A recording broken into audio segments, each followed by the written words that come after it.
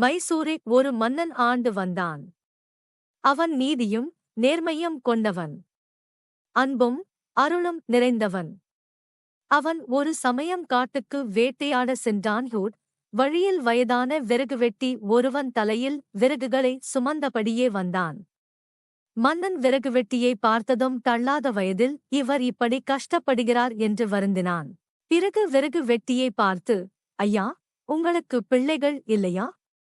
இந்த வயதிலும் இப்படி பாடுபடுகிறீர்களே என்று கேட்டான். அதற்கு விறகு வெட்டி அரசனை பார்த்து, அரசே, எனக்கு பிள்ளைகள் இருக்கிறார்கள். ஆனால் அவர்கள் இப்போது என்னுடன் இல்லை. அவர்கள் தங்களுடைய மனைவிமார்களின் பேச்சைக் கேட்டு தனிக்குடித்தனம் போய்விட்டார்கள். இப்பொழுது வீட்டில் நானும் என் மனைவியும் மட்டும்தான் இருக்கிறோம். அதனால் இப்படி பாடுபடும்படி ஆகிவிட்டது என்றான்.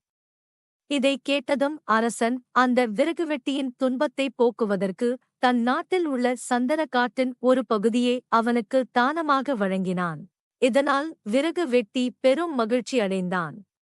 விறகு வெட்டிக்கு தன்னுடைய சந்தனக்காட்டை நன்கொடையாக தந்ததில் அரசனுக்கு மிக்க மகிழ்ச்சி.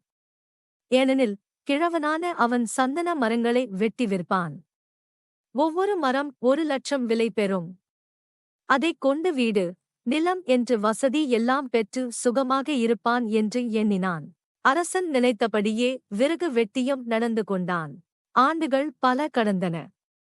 அரசன் வழக்கம் போல் வேட்டைக்கு செல்கையில் எதிரே பெரிய செல்வர் ஒரு வருவதைக் கண்டான். மக்கள் அனைவரும் அவருக்கு மரியாதை அளித்தனர்.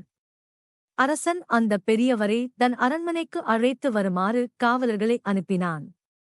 அந்த பெரியவரும் அரசர் ஆணைக்கு கட்டுப்பட்டு பெரிதும் மகிழ்ந்து மன்னர் முன் வந்து நின்றார். அரசன் அந்த பெரியவரை பார்த்து, ஐயா, பெரியவரே, நீங்கள் யார்? உங்களுக்கு இந்த நாட்டு மக்கள் பெரிதும் மரியாதை கொடுக்கிறார்களே, என்ன காரணம் என்று கேட்டார். உடனே அந்த பெரியவர் மன்னரை பார்த்து, அரசே, என்னை தெரியவில்லையா?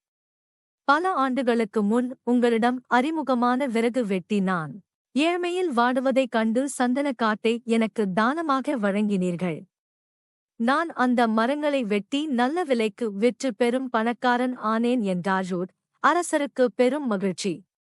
பிறகு அவர் அந்த பெரியவரை பார்த்து, மக்கள் உங்களை பெரிதும் மதிப்பதற்கு காரணம் என்ன என்று கேட்டார். அரசே, எனக்கு கிடைத்த பெரும் பணத்தில் நான் பல ஏழை எளியவர்கள் பயன்பெற பள்ளிக்கூடம், மருத்துவமனை கட்டியுள்ளேன். சிலர் சொந்த தொழில் தொடங்க பணம் கொடுத்து உதவியுள்ளேன். அதனால் தான் மக்கள் என் மேல் பேரன்பு செலுத்துகிறார்கள் என்றார். மன்னர்தான் செய்த தியானம் எப்படி எல்லாம் நற்பயங்களை விளைவிக்கிறது என்று எண்ணி மனதிற்குள் மகிழ்ந்தான்.